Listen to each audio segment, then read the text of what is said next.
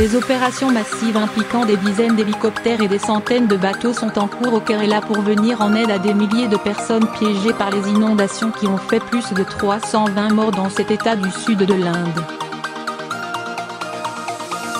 Les autorités du Kerala ont averti vendredi 17 août la population de l'arrivée prévue de nouvelles pluies torrentielles ce samedi et dimanche.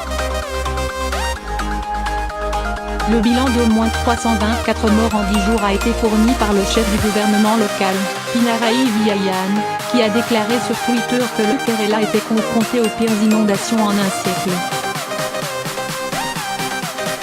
310 000 sans-abri.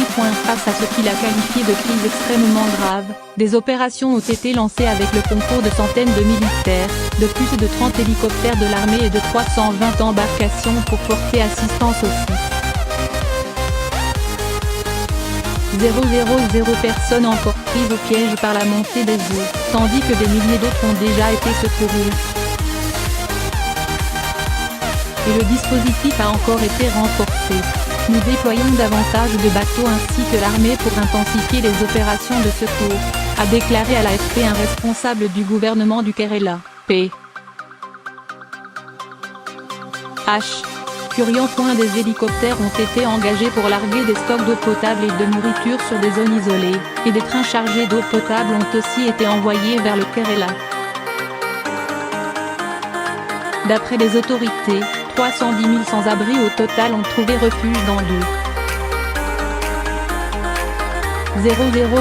camps installés pour les accueillir. Les services de M.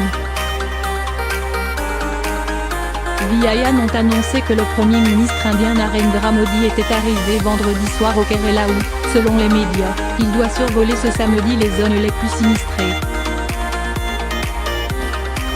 Très prisé des touristes, cet état subit chaque année des pluies abondantes au moment de la mousson, de juin à septembre, mais les précipitations y sont particulièrement fortes cette fois-ci. Appel au secours sur les réseaux sociaux. Vendredi, le bureau de M. Vijayan a de nouveau mis en garde les 33 millions d'habitants de l'État. Tous les districts à l'exception de celui de Kasaragod sont en alerte rouge. Les pluies torrentielles pourraient affecter ces 13 districts.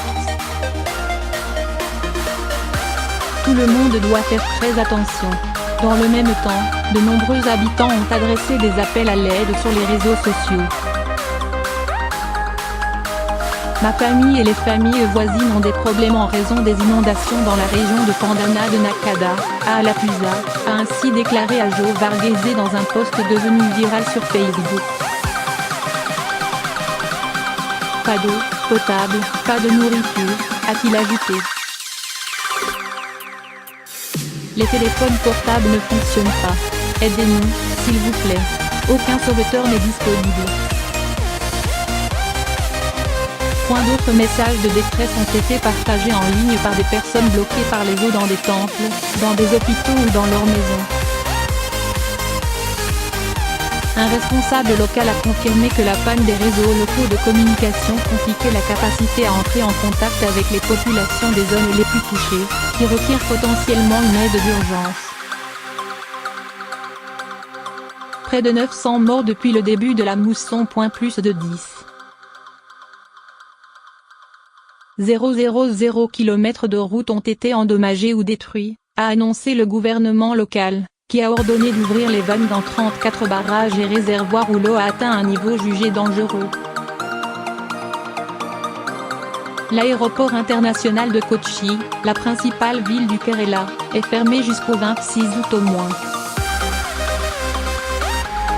Le Kerala, réputé pour ses plages bordées de palmiers et ses plantations de théiers, a été visité par plus d'1 million de touristes l'année dernière, selon des statistiques officielles. Des inondations se sont aussi produites dans d'autres États, dont le Karnataka, juste au nord du Kerala, et le Madhya Pradesh, dans le centre de l'Inde.